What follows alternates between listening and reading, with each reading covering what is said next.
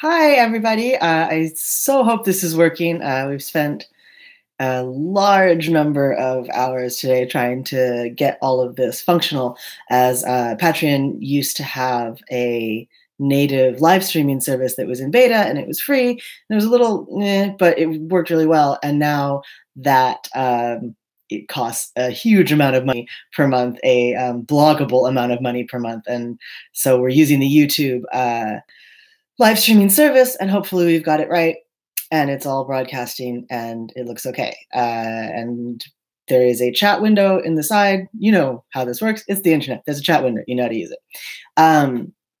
So we are getting back on the Q&A horse. Very important that you guys do the Q part every month. That's kind of why we fell off of it, because I did the post, but then people didn't ask that many questions. Don't feel like you have to just ask about writing. I am a complex human being with many layers, like unto an onion, and can answer questions about just about anything, except calculus. I'm very bad at math.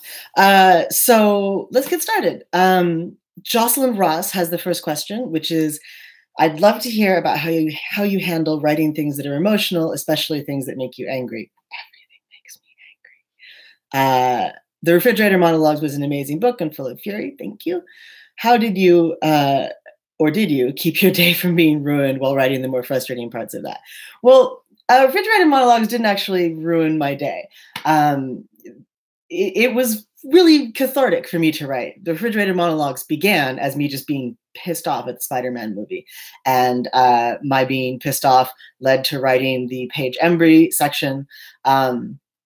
And so none of that ruined anything for me. It made me feel better. It made me feel better about what happened to Gwen Stacy. And I know that I am purging something that in comics happened decades ago, and in the movie world happened a couple of years ago. And who cares? But I care. And I know that some of you care as well. So I felt better after writing. Every single one of them, I felt better about a story that had been making me mad for years. So Refrigerator Monologues was awesome.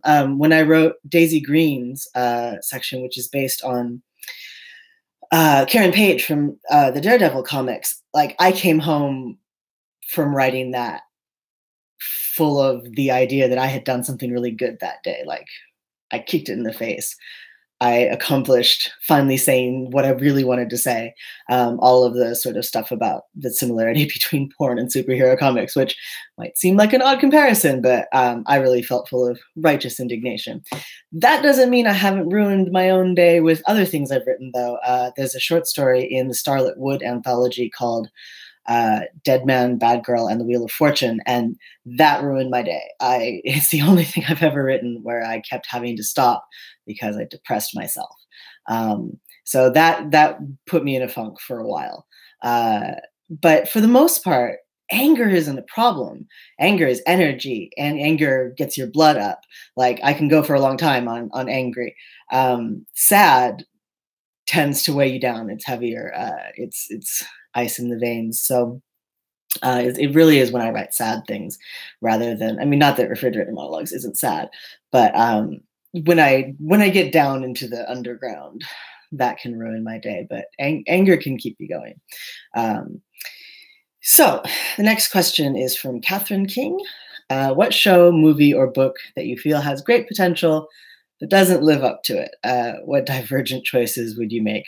Or video game? I mean, look, I'm professionally disappointed in things half the time. I think that I get disappointed with science fiction television a lot.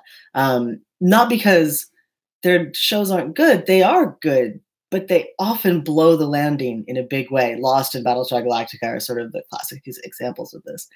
And I know a lot of people have gotten over the Lost ending. I'm not over it. I will never be over it. And it just... I know that I've read so many articles even recently saying, looking back, it really was much better than people gave it credit for. And I just don't agree. I don't want to spoil the ending for anybody who's watching this. But I really feel that at this point, if you're going to be rewatching Lost, you should just end it after season 5. And the season 5 finale is not a satisfying ending, but neither is the season 6 finale. All the questions aren't answered. They're not going to be answered in season 6. And it is a daring and downer ending, but it is an ending. And I think that the reason that Lost and Battlestar Galactica, I actually wrote a blog post about this a million years ago, do blow the landing is because they don't really respect the science fiction toys that they're using. You know, they set up these questions, these, we call them mystery boxes now because of J.J. Abrams, but they set them up and don't play them out. But the fact is that they've used those boxes to bring in an audience. And with Lost, I was part of the alternate reality game and all of the fan boards and everything. And so many of the things that fans came up with were so much better than what we were given because the fans respected the thing that brought them into the show. And it turned out that some of the creators, that's not what they were ever interested in, whether you want to call that respect or not. And I think the same thing happened with Battlestar Galactica, that what the creators were interested in, and I mean, to some extent, this happens with Lost as well, was sort of the religious aspect, or at least the religion versus science aspect. And that's not what brought the viewers into the show. So the viewers were unsatisfied, but it is the ending that they wanted to do. It's not necessarily the choice I would make. I believe pretty strongly in paying out a mystery if you set it up. Ambiguity is fine, but like people should be able to come away with an idea of what happened in the story that they just invested 6 years in. Call me crazy. I mean, but I think Lost and Battlestar Galactica are kind of easy answers to that question. However, most of the things that I'm consuming right now are still airing. So it's hard for me to say what it's going to be like in the end. Hopefully, we won't have that situation again. Video games, though, the first one that came to mind is BioShock Infinite. And I know everybody loves BioShock Infinite and indeed the BioShock games in general. But the whole time I was playing it, I was like, why is this not an RPG? Everyone here clearly has a quest for me. Why can I not help them to accomplish both menial and emotional tasks in their lives the way I do in Mass Effect or Dragon Age or any of the games where you walk around and see what therapy essentially people need and help them solve their personal problems and get loot for it. Like I wanted that so bad. I wanted to see more of the world that way. I wanted to experience more of the backstory. I wanted to like make connections with side characters the way you do in an RPG. So my frustration with BioShock has always been that the world is so good. It's so fascinating. And it ends up, to me as an RPG player, feeling like, you know how in video games there's sections, well, not really anymore. I mean, they're pretty good about it with sandbox games now. Back in the day when I was a young gamer, there were sections of the game that you couldn't enter because nobody had programmed them. And it was an issue of limited disk space. It's not like that anymore. But the story had sections like that where you couldn't access it because, you could get a tape that would tell you some of the backstory, but you couldn't like talk to a person and interact with them and grow that connection that way. And I really wanted to do that. So it ended up with the world itself and the story feeling like it was behind a screen for me. And I really wanted it to be other than that and found that ultimately frustrating. But of course, I am an RPG player and have been for a long time. So of course, I look at a game that's not an RPG and think, oh, but wouldn't this be cool if it was that other thing I like to play? So again, perhaps that is an easy and simplistic and selfish answer. But that's the first one that came to mind. The next question is also from Catherine. Is there a public domain character that you've always wanted to write about but haven't gotten the chance yet? So I was really lucky last year that I was asked to write an Alice story, which in some sense, I guess I've always been writing Alice stories, but I got to do one officially through the Mad Hatters and March Hares anthology, and I managed to fold Peter Pan into it as well. So I got to do Alice and Peter, which, as far as public domain characters, Peter Pan is in the public domain in the US, though not in Europe. That's the gold standard. I'm going to take a glass of this drink of water here. Hold on. Using two hands like the president.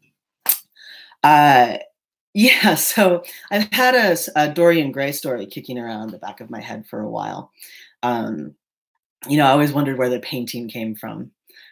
Who painted that? How did that happen? So I'm sort of noodling around with a Dorian Gray story. Really, with public domain characters, a lot of what's happening right now is we're kind of waiting for things to come into the public domain that aren't. What you have to realize is that it's only things from 1926 onward, or pre-word, whatever word I'm looking for, that are in the public domain, and that actually is not a whole lot. So there's a lot that we hope will come into the public domain that probably won't, because the laws will keep changing. But yeah, I do enjoy working in other worlds like that, though. It's got to be something that you really love. You can't play it in a playground if you kind of disdain that playground. So it was really wonderful to get to do Alice and Peter, and maybe I'll get that Dorian story at some point. Agnes. Agnes asked if I have favorite animals and which performers at this year's Eurovision would I vote for? And I think it's did I vote for at this point. The question was asked a few days ago. So do I have favorite animals? I love animals. Yeah, tons. I love pangolins. I love red pandas, obviously, since I just wrote a book full of red pandas. I love wombats. I love marsupials in general. I love, I'm going to say it wrong, goanna lizards. Heath is probably watching and telling me I'm saying it wrong. Goanna. They're these awesome lizards from Australia. And yeah, no, I love all of them. Bears, tigers, polar bears, Samoyeds, kitties, Maine Coon cats. If I can squeeze it and hold it and love it, I love it. I do not like insects. They could be furry, but that's worse. If an insect is furry, that is intolerable against all that is good and holy in the universe. I am very bad with arachnids and insects and flying insects. Any of that, I'm not good with it. I lose my dignity entirely. And I'm probably forgetting tons of animals that I like. If you read space opera, I made aliens out of most of the animals that I like best. So you can sort of pick it out there. I've been kicking around an idea of an animal fantasy, like sort of a Redwall, but with cooler animals. And I'll probably get there because I am a child when it comes to anything I can hug. Who did I vote for in Eurovision? Well, I'm not allowed to vote because I'm a filthy American. But some people voted for me, and I voted for Finland and Moldova. Moldova's number was just so cool, and their choreography was amazing. I saw a video afterwards where you could actually see how they were doing their little laugh-in. If you didn't watch Eurovision, they had this like laugh-in board where like windows in it opened and various parts of the performers came through and did little scenes behind them. It was super, super cool. And when you saw it from behind the board and just how much choreography that took, it was even more impressive. And it was such a upbeat and classic Eurovision song. It was great. And I loved Finland as well, which had this very cool kind of I mean, the costumes were a little fascist, the background dancers, but like it was very sort of dystopian background dancers and singing a song called Monsters, and I really liked it. Nobody voted for Finland but me and like 4 other people, so they did not even really cross over onto the left-hand side of the board. And Moldova didn't do particularly well either. And Graham Norton made fun of Moldova, and I think that's wrong because they were great. So I have just gotten a chat from Heath telling me to imagine I'm singing Joanna from Sweeney Todd, except it's about a lizard. So I did say it right, Joanna. Right. So it's another question about Eurovision. Why would you guys ask about Eurovision so much? I'm not even into Eurovision. No, I'm totally into Eurovision. Which Eurovision track from the 2018 competition has stuck with you a few weeks later? Well, so we have this strange thing where our Samoyed, which you've seen pictures of and everything, we love her. We accept her for who she is. Who she is super hyperactive. But she was completely relaxed all through Eurovision, and since has seemed completely relaxed if we just put on the 2018 songs. So I hate to admit this because I really don't particularly care for the song, but the UK's song, the Storm one, which is just incredibly cliched. But that one calms my dog down. So I have listened to that one in subsequent weeks more than the others. I didn't think that 2018 was the best year. It wasn't the worst by far. There were a lot of strong contenders, but I felt like it was like solid B's across the board instead of, a lot of A minuses and a lot of F's. I'm happy with more F's. The terrible acts are just as awesome as the good acts are. But it wasn't my favorite year. It by far wasn't my least favorite year. But there were not a ton of them that are going to go on my ultimate Eurovision playlist, which, yes, I obviously have. But we'll see. So the other half of Sean's question is so relevant to my life. How do I feel about managing work when the baby, who I've been calling the Rogue AI on Twitter, shows up? Do I have set projects that are now backburnered? Or do I have a plan for getting shit done while everything goes into Bizarro land? Or will I be relying upon a fairy godparent nannying service? So I had a plan. I'm 22 weeks pregnant. For those of you who don't know, if I stood up, you could see my giant baby belly, but I'm not going to stand up. So I had a plan.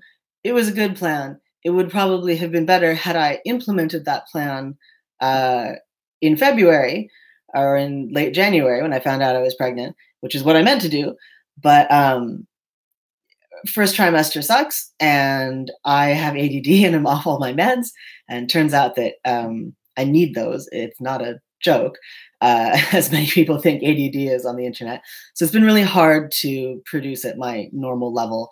I've also had Space Opera come out and the Mass Effect book to edit. So I've been sort of I'm struggling to get back on the horse of writing as quickly as I did when my brain was being taken care of. But I still do have a plan. As I was discussing with my partner last night, I can still do it. Don't tell me I can't, because then I will start believing I can't. But it's probably a bad plan. But I have a book called Us that I'm working on right now that I'm hoping to finish in the next couple of weeks. I have 2 novellas. One is called The Sharp Gray Sleep, and it's a noir Little Mermaid. And the other is a continuation of my story from the Drowned Worlds anthology, The Future is Blue. So it's the Tetley anthology, as we keep referring to it. It's tentatively called Green Like Dying right now, but I don't know if that title will stand. And then I have my next middle grade book that I need to write. And the baby is supposed to be born in like late end of September. Ha ha. It's called The Quidnunc. Some of you may have read the sort of very short novella that it came from. And I am hoping that I can get all of those things done in the next 4.5 months. Is that insane? Yeah, totally. It's bonkers. Have I done that amount of work in 4.5 months before? Yes. So I am hoping that that works out, because then I could take 6 months off to focus just on the baby and like life being Bizarro World and new and all of that sort of thing. We live on an island. There are no fairy godmother babysitting nanny services. My family lives on the West Coast. Heath's family lives on the West Coast of Australia. Literally, if you dug a hole through the ground where I am sitting right now, you would come out just offshore of where his family lives. So we don't have a lot of support system out here. I recognize that that is also not great, possibly not the best choice I've ever made, but there is a daycare center on the island, and we're on the waiting list for it. We're putting ourselves on the waiting list now. And hopefully that list is only 2 years long. And I'm hoping that because I can write fast, once I can be medicated again, I can get things done in nap time spurts, hoping for a peaceable baby, fingers crossed, hoping to roll natural 20s on that one. We'll see. I'm hoping for the best. I'm the oldest of 5 kids. So honestly, like, it's not, I feel comfortable around babies. I feel reasonably confident that we can handle it. Both of us work at home, which puts us in a much better position than having to go back to an office in 3 months. So my main plan, like the main crunch, is just to get enough into the publishing works in the next 4.5 months so that I can take that time off. And you guys, God, my Patreon supporters, you are so instrumental in even the notion that I could take a maternity leave. I couldn't even begin to take any time off, not even a day, if not for you guys. So I thank you so much. I'm a weepy pregnant lady right now, so I'm trying not to cry on live stream, but thank you for your support, which literally makes this family possible. I would never have really been able to entertain the notion of getting pregnant at all, and I'm 39. So you guys helped make this baby. Thank you so much. Art can make life for realsies. It's an amazing thing. So thank you. The next question is from Elu Carroll. Last question. Oh, no, there's 2 questions. So penultimate and then ultimate. If I could bring back any book, if I could bring any print book back into print, which would I choose? I mean, I'm not entirely sure because like the status of out of print books changes quickly.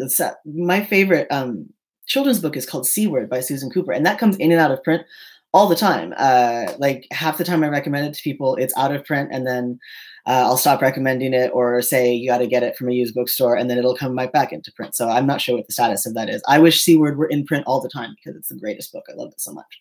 I would like to see all of the lost manuscripts from Greece and Rome. I mean, I'm a classicist, so if we're talking about out of print books, give me some real out of print books.